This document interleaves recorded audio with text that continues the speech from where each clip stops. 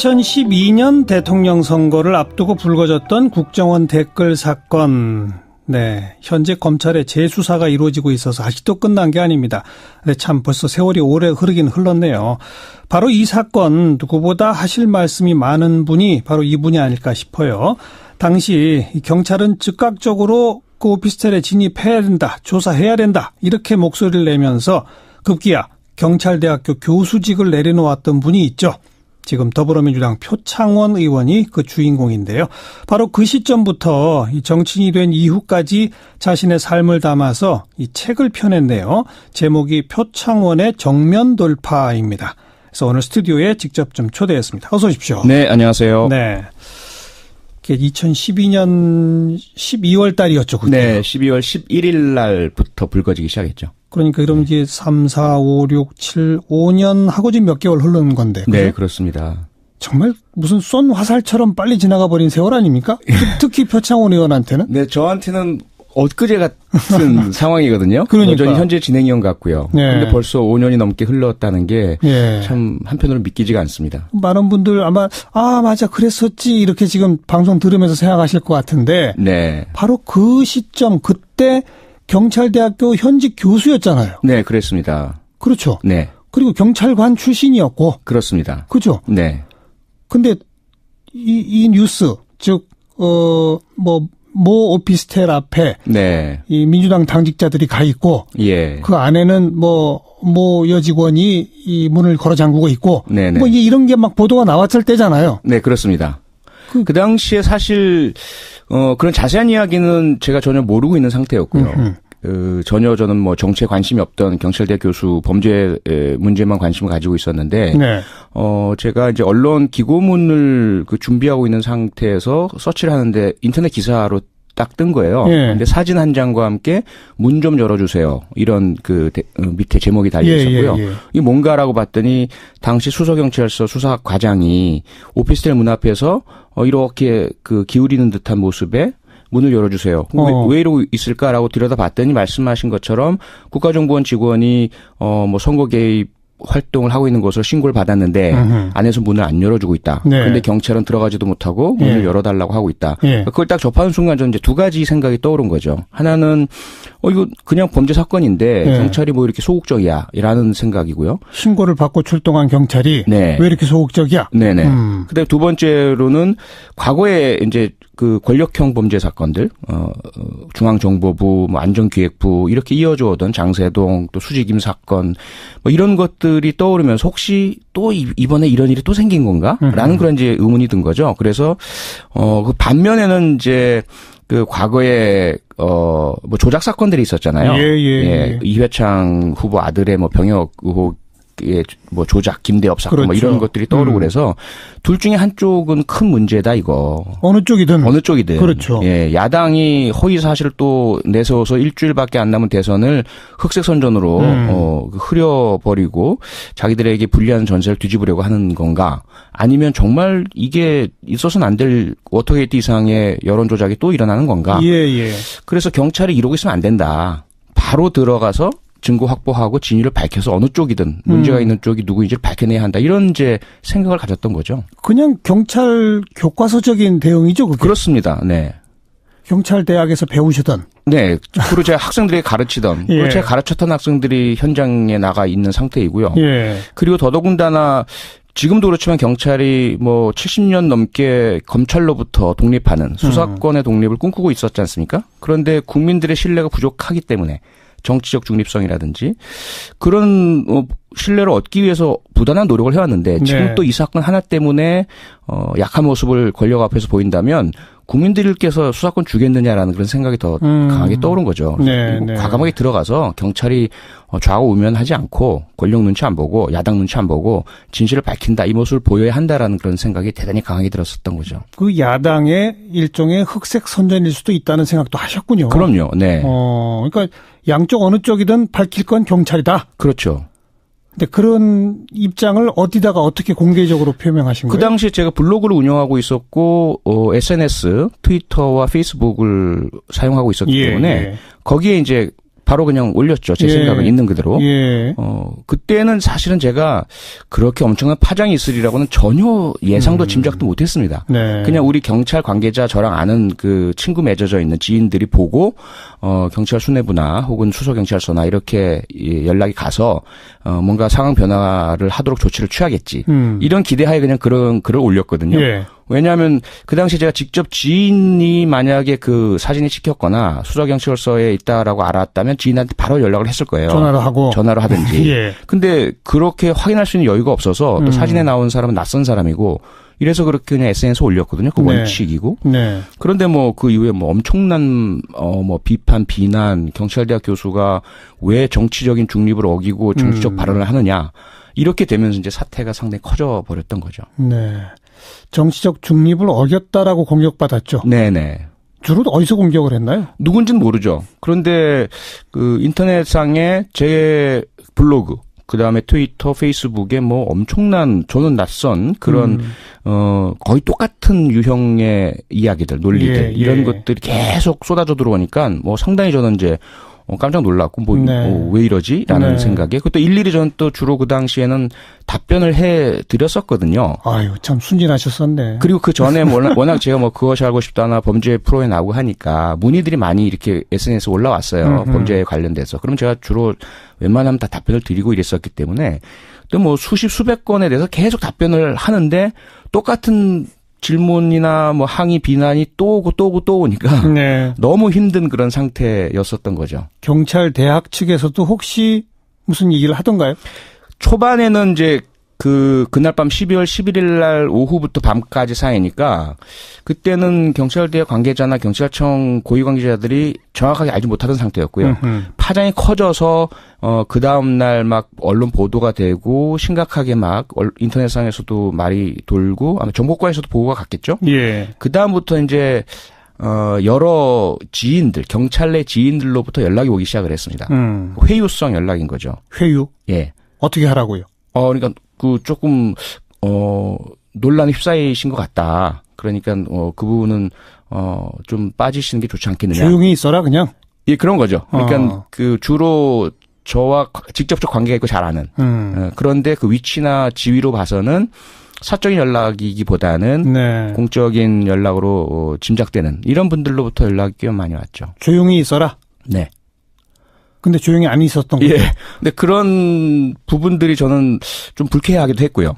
그리고 제가 이런 걸 감당 못할 사람도 아니고, 그리고 제가 오히려 경찰관들을 가르치는 교수인데, 뭐 이래라 저래라 하느냐, 뭐 이런 데 대한 반발감도 있었고, 그리고 그 사안이 또 이제 저에게 갑자기 그런 비난이나 공격을 많이 하시다 보니까, 이거는 그냥 물러서면 안 되겠다라는 생각이 들었습니다. 이건 진위를 가려서 이런 잘못된 대응들, 한 사람에 대해서 물리적 공격을 강하게 가해서 여러 명이 집단적으로 그 의견 자체, 표현의 자유 자체를 억누르겠다? 예. 이건 안 되겠다라는 생각 때문에 그다음부터는 제가 전화를 안 받기 시작을 했습니다. 누구한테 연락이 와도 연락을 안 받고 계속해서 제 글을 올렸었죠. 네.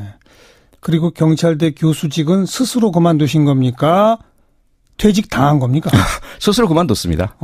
네. 나가라고 하는 사람은 없었어요? 없었습니다. 오히려 사표를 쓰지 못하게 하려고 했죠. 왜요? 사표를 쓰게 되면 파장이 커지니까. 예.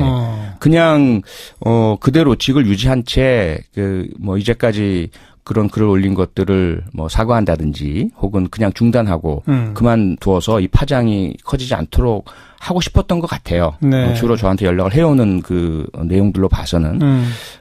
그래서 제가 이제 사직을 하겠다고 했을 때 오히려 사직을 말리려고 대단히 좀 무리할 정도의 제 후배가 저한테 찾아와서 저를 위하는 듯이 막 계속 이야기를 하면서 자기 형도 뭐 육사를 졸업하고 저와 비슷한 상황에서 이런 문제제기라고 사직을 했는데 그 이후에 먹고 살 길이 없어서 대단히 힘들다. 뭐 이런 식의 이야기를 하는 거예요. 예. 그런 것들을 제가 알겠는데 나는 전혀 거기 개의치 않을 테니까 사표 쓰겠다라고 했더니 뭐 갑자기 돌변을 하면서 다음에 어디선가 나를 마주치면 가만 안 둘 줄 알아라. 후배가 뭐 그런 상황까지 협박도 하고 일선에 나가 있는 경찰관인 제자가 뭐 부끄럽다. 너한테 배운 게 부끄럽다. 뭐 이런 식의 글을 보내기도 하고 뭐 그런 상황이었죠. 네. 뭐 학생 운동권 출신도 아니시고 전혀 아니죠. 그 반대편에 있었죠. 경찰대학을 나오시고 네네. 경찰대학 졸업해서 경위 계급장 달고 데모 막는 선봉에 서셨고. 그랬습니다. 네. 그죠? 네. 일선 경찰서의 형사도 하셨고. 네. 그죠? 네. 그러다가 유학 가서 이제 경찰대학 교수를 하신 거잖아요. 그렇습니다. 네. 근데 도저히 못 참겠던가요? 어떻게 그렇게 사표까지 던지게 됐어요? 저는 뭐 정치적인 판단은 전혀 없었고요. 그 당시에. 그리고 어떤 뭐 그런 그 학생 운동이나 민주화나 이런 것과의 연관성도 전혀 느끼지 못했고, 다만 제가 좀 그 전에도 형사사건 형사 때 처리할 때도 그 좀 상부에서의 청탁성 연락, 누굴 봐줘라라든지 이런 것들을 몇 번 받고 제가 거절하고 네. 그로 인해서 인사상 불이익 받고 이런 경험들이 좀 있었기 때문에 좀 그러한 식의 그 조치나 압력을 대단히 좀 싫어하고 불쾌했었죠. 그리고 뭐 저도 사실은 뭐 그 나이도 이제 40대 중반 그 당시에 넘어서는 상황에서 살 만큼 살았고 한국 사회에 대해서 알 만큼 아는데 이 상황에서조차 이런 식으로 국정원이 개입하고 또 그 당시까지는 개입했는지 여부는 몰랐지만 그 네. 반응을 보니까 그런 것 같아요. 예, 이게 아무런 문제 없다면 그냥 들어가서 수사하면 될 텐데 수사를 못하게 하는 조치들을 계속 취하고 그렇죠. 그 당시 여당과 후보가 계속 뭐 경찰 수사를 하지 못하게 하는 논리들을 제공을 하고 뭐 이런 그러다가 상태였기 또 때문에 대선 바로 직전에 서둘러서 중간 수사 결과 발표를 내는데 네. 터무니없는 내용을 발표했고 그렇습니다. 16일 날 밤 11시, 일요일 날 밤 11시였죠. 그것도 또 네. 의원이 의원이 그 당시에 또 신랄하게 비판하는 또 네, 경찰 역사상 유례가 없다 이렇게 얘기를 네. 하면서 이건 말도 안 된다. 예. 거기다 중간 수사 결과 발표라는 게 하드디스크에서 댓글 흔적을 발견하지 못해 이거거든요. 네. 어느 경찰 중간 수사 결과 발표가 이제까지 수사했지만 어떤 실적도 없습니다. 이렇게 수사 결과 발표하는 게 어디 있어요? 네. 뭐가 있을 때 하는 거죠. 그럼 말도 안 되고 그 상황 자체가 그리고 이제 3일 전이거든요. 중간 수사 결과 발표가 12월 19일이 대선인데 12월 16일 날 일요일 밤 11시예요. 그렇죠. 그런데 그 당시까지 여론조사 결과가 1, 2위 후보가 거의 근접한 예. 흔히 뭐 골든 크로스가 일어난다. 근데 여론 조사 결과는 못하는 시점이기 때문에 네. 짐작만 하는 상황이었는데 굳이 뭐하러 경찰이 중간 수사 결과 발표를 해서 거기 영향을 미치느냐. 이런 비판들을 제가 계속 제기를 했죠. 바로 이제 그 상황이 경찰은 서둘러서 그렇게 막 가는데 현직 경찰대 교수가 그걸 정면으로 비판하는 네네. 코멘트를 하고 네. 이건 정치적으로 상당히 민감할 수밖에 없잖아요. 그렇죠. 그렇게 네. 민감하다는 걸 아시고 그렇게 한 거 아닙니까? 그러니까 처음에 시작할 때는 몰랐지만 그 하루하루 지나면서 12일, 13일, 14일 되면서 그 민감성이 온몸으로 이제 네. 와닿았죠. 예. 그리고 저희 뭐 어머니는 포항 출신이시고 영폴라인의 뭐 핵심이라 볼 수 있는 그런 저희 가게 구조고 저희 부친께서는 해병대에서 계속 계시다가 국방부에서 대북 관련 업무도 하셨어요. 좀 완전 꼴통 보수 출신이에요. 그러니까 저희 가족의 지인분들은 난리가 난 거죠. 예. 왜 그러느냐. 그렇게 예. 자랑스럽게 여겼던 아들이. 경찰대학 교수고 TV도 나오고 이랬던 사람이 갑자기 왜 저 빨갱이 야당 편을 드느냐. 이래서 뭐 저희 집안도 완전히 난리가 났었어요. 네. 그런데 도저히 그대로 못 있겠더라. 경찰이 하는 행동을 보니까. 네, 그 당시로서는 뭐에 홀렸는지 모르겠지만 이건 아니다 싶은 게 너무 강했고 그리고 또 하나는 거기서 제가 그냥 아닌 것처럼 물러서서 글을 안 쓰게 될 경우 이후 내 삶이 뭐 20년, 30년 남았는데 너무 비겁한 삶을 살게 될 것 같았습니다. 자, 이제 그런 폭풍과 같은 시점들을 지내고 사표를 쓰고 나와서 정치를 하기까지도 또 상당한 시간이 네. 걸렸습니다. 네. 뭐 정치 권유가 쭉 있었는데 안 하겠다고 했었던 걸로 제가 알고 있고. 네. 계속 거부하셨었고. 네. 그러면서 뭐 저술 활동하고 네. 방송의 시사평론 활동하시고 네. 그런 활동을 쭉 하셨었잖아요. 그렇습니다. 정치권 영입 제안을 계속 거절하다가 네. 들어간 이유는 뭡니까? 그 2015년 제 기억으로 10월 한 13일, 20일 이 정도까지만 해도 공식적으로 제가 SNS에 계속 저는 정치를 하지 않습니다. 이렇게 명시적으로 글을 예. 올렸었어요. 예. 워낙에 뭐 정치 영입 제안 또는 설, 기사 이런 것들이 보도되고 하기 때문에 거기다 제가 했던 그런 국정원 사건에 대한 비판, 경찰 비판, 박근혜 대통령에 대한 비판 이런 것들이 모두 처음부터 정치하려고 한 것 아니냐라는 의심을 하는 분들이 계셨기 때문에 그렇죠. 그게 아니다라고 저는 강변을 하면서 정치를 안 하겠다고 했던 거죠. 그랬는데 2015년 연말이 되면서 당시 그 새정치민주연합 야당 의원들이 탈당하고 뭐 그 당 혁신안에 반대하고 분란이 일어나고 공동 대표였던 안철수, 김한길 이분들까지 다 뭐 탈당하고 이렇게 되는 맞아요. 것을 보면서 제가 제 직업까지 다 버리고 완전히 뭐 우리 집안으로부터 막 문제도 야기하고 경찰에선 배신자 소리 듣고 이렇게 한 이유가 뭐냐면 이 정의를 좀 밝히고 이 사건의 진실을 드러내고 그렇게 하겠다는 건데 그건 제가 어떤 그 외부에서 어느 정도 영향을 미칠 수 있지만 직접 할 수는 없는 거거든요. 그건 직접 해야 될 사람들이 그 당시 야당이란 말이에요. 근데 제대로 못하는 걸 보고 자기들끼리 싸우고 자기들끼리 무슨 뭐 다투면서 갈리는 걸 보고 도대체 이게 뭔가라는 분노가 많이 일었었고 그러던 차에 이제 당시 문재인 새정년 대표께서 만나자 이러면서 도와달라 하셔서 뭐 도와달라고 하는데 거절하는 것도 좀 그렇고 그래서 네, 알겠습니다라고 해서 정치를 하게 됐죠. 네. 이제는 그 부모님하고는 관계가 좋으십니까? 네, 지금은 많이 괜찮아지셨고요. 당시에는 멋진데 저희 부친께서는 의외로 본인이 살아오신 사람과 상당히 다른 삶이긴 하지만 저에 대한 좀 신뢰가 있으셨거든요. 네. 그래서 뭐 너를 믿는다 이렇게 하셨는데 저희 어머니는 그걸 이제 극복을 못 하셨었어요. 몇 개월을 알아 누우시고 온통 그냥 그 경상도 분으로 살아오셨기 때문에. 근데 시간이 많이 흐르니까 그래도 많이 치유가 되더라고요. 네. 바로 그 국정원 댓글 사건으로부터 시작된 게 이 책의 첫 장입니다. 네, 네. 그리고 이제 나는 왜 정치인이 되었나가 두 번째고 지금 이제 탄핵 이후 새 정부가 들어선 이제 그때로 이제 책이 마무리가 되는데 왜 내신 거예요, 이 책은? 우선은 지난 대선 끝나면서 그동안의 이 5년이 너무 좀 현실감이 없는 거예요. 도대체 뭔가. 그리고 제가 살아온 삶 중에서 너무나 이제 그 격변의 시간이었기 때문에 그러니까요. 이걸 그냥 넘겨버려서는 안 된다는 게 가장 컸고요. 또 하나는 최근에 이제 중고생이나 일반인들 강의를 하면서 똑같은 질문들 왜 프로파일러가 국회의원이 됐어요? 그러니까요. 계속 나오시는 거예요. 왜 저는 너무나 이게 생생한데 이분들은 다 잊으셨구나. 그래서 그걸 이제 기록으로 남겨야 되겠다는 거. 마지막으로 이제 최근에 제가 그 정치 선배들을 이렇게 보면서 저분들도 처음에는 상당히 그 초심이 강하고 신선을 하셨을 텐데 많이 이렇게 그걸 잊어버리신 것 같다. 저도 그렇게 되면 어떡할까라는 그런 두려움이 있었습니다. 그래서 지금까지 제가 겪고 생각했던 것을 있는 그대로 기록을 해야 되겠다. 그래서 다시는 저는 변해서는 안 되겠다. 이런 어떤 마음, 이런 것들이 모여서 책을 쓰게 됐습니다. 네. 책 이름에 정면 돌파라고 하신 이유는? 앞으로도 계속 정면 돌파하겠다? 네, 그런 각오이고요. 그리고 좌고우면하지 않겠다.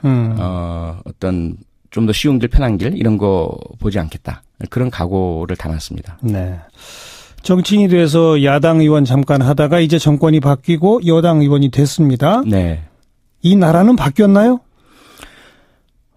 바뀔 수 있는 방향성은 잡은 것 같습니다. 뭐 그 짧은 시간 동안에 나라가 바뀌었다고 할 수는 없을 것 같고요. 여전히 소위 우리가 적폐라고 부르는 부당하고 불합리하고 불이한 또는 불법적인 그런 관행들이 사회 요소에 그대로 자리 잡고 있는 것은 바뀌지 않은 것 같고요. 다만 그러한 것들을 이제 서로 상호 신뢰하에 나도 반칙 안 할 테니 당신도 반칙하지 마시오. 그래서 제도도 고칠 수 있고 과거의 문제를 해소할 수 있는 그런 방향성은 잡았다라는 생각은 듭니다. 방향만 잡았다? 네네. 이제 실천하려면 어떻게 해야 합니까? 이제 저희들이 가장 열심히 노력을 해야죠. 법부터 제대로 바꿔야 되고요. 법을 기반으로 한 제도 개선해야 되고요. 그리고 국민 여러분과 함께 이제 올바로 우리 나라다운 나라 만들어 봅시다. 그래서 뭐 인사 부정, 또 학사 비리, 또 사법 비리 이런 것들 없는 정관예우도 없고 그래서 제대로 나라가 절차대로 법대로 운영되는구나. 이러한 상황이 될 때까지 계속 노력을 해야죠. 방금 문자로 참 흥미있는 질문을 주신 분이 있어서 바로 제가 2324번 쓰시는 분인데 스스로 표현한 아주 꼴보수로서 그렇게 살아오실 때 과거 야당이나 김대중 노무현 전 대통령을 빨갱이라고 믿었나요? 이런 질문이 있네요. 믿지는 않았지만은요. 의심은 했었습니다. 정말요? 예. 왜냐면 하도 그런 얘기만 들리니까 예. 언론 보고 방송 보고 하면 뭐 그럴듯해 보이거든요. 간첩죄로 재판도 받았었고 김대중 전 대통령 같은 경우 물론 나중에 이제 그것이 밝혀지긴 했지만 간첩죄는 아니죠. 내란죄였죠. 예. 그리고 뭐 노무현 전 대통령님 같은 경우에도 뭐 장인어른에 대한 이야기 이런 것들 막 나오니까 의심은 했었어요? 그러니까 제가 직접 의심을 했다기보다는 뭐 그럴 수도 있겠네라는 정도의 인식들은 있어 왔죠. 하지만 뭐 정치에 크게 관심은 없었기 때문에 깊이 들여다보고 그러지는 않았습니다. 지금은요? 지금은 이제 어떤 과정을 거쳐서 그러한 인식들이 일반인들에게 만들어지는가를 너무나 절절히 깨달았고요. 저에게도 그 종북 프레임이 쓰여졌었으니까. 네, 저에게도 그 당시에 워낙 뭐 제가 제기했던 그 경찰청 즉시 강제, 헌재, 판례 이런 것들에 대해서는 전혀 반론이 없었어요. 네. 그 저의 이야기 자체를 이렇게 부정화하기 위한 방법은 종북론밖에 없었던 것 같아요. 그래서 제가 알고 봤던 경찰 내 종북이다. 제가 가르친 제자들이 경찰 내 종북이 되어 있다. 이런 식의 논리였고, 제가 아니다라고 하면서 전 보수주의자라고 밝히면서 제 부친의 과거, 북한 쪽에서 공산주의가 싫어서 월남 하신 분이다 목숨을 걸고 이랬더니 거봐라 북에서 왔으니 종북이다 이렇게까지 하면서 막 확산되는 것을 보면서 야 이렇게 종북 이미지가 만들어지는구나. 제가 너무 죄송한 마음이 들었었어요. 그래서 김대중 전 대통령이나 노무현 전 대통령이나 아니면 일반적으로 그냥 소위 운동권이라고 했던 분들 민주 열사 투사 이렇게 불리셨던 분들 이분들이 경찰 커뮤니티 내에선 조금 그런 빨간색 있는 분들로 일반적으로 인식이 되어 있었거든요. 그러니까 그런 것들 막연하게나마 제가 어느 정도 인식을 가지고 있었지 않았나 싶으면서 많은 좀 반성과 죄송한 마음을 가지고 있었습니다. 네. 반성과 죄송한 마음. 네네. 그게 이제 우리 사회의 정치 문화가 한 단계 성숙하려면 이제는 거긴 좀 넘어서야 되는 거 아닙니까? 네, 그렇게 생각을 합니다. 네. 여전히 자유한국당의 홍준표 대표는 계속 그 프레임을 가져가시는 것 같아서. 그래서 제가 그 부분에 대해서 2012년 연말부터 지속적으로 문제제기를 하고 있습니다. 자유한국당, 홍준표 대표, 뭐 김성태 원내대표 이런 분들께서 뭐 종북 이런 걸 뭐 입에 올리실 때마다 제가 강하게 비판을 하고 있고 반대를 하고 있고 이젠 좀 그걸 벗어나라. 네. 그건 보수가 아니다. 보수는 당당해야지. 보수 원조로서 하는 말이다 그 말이죠? 그렇습니다. 네. 혹시 오해의 소지가 있을까 봐 이렇게 조금 아까 읽어드린 것처럼 이렇게 까칠한 질문만 있는 게 아니에요. 예. 응원한다는 댓글이 지금 엄청나게 많이 오고 있습니다. 고맙습니다. 이건 제가 전해드리고요. 고맙습니다. 네. 표창원의 정면 돌파를 들고 오신 표창원 의원.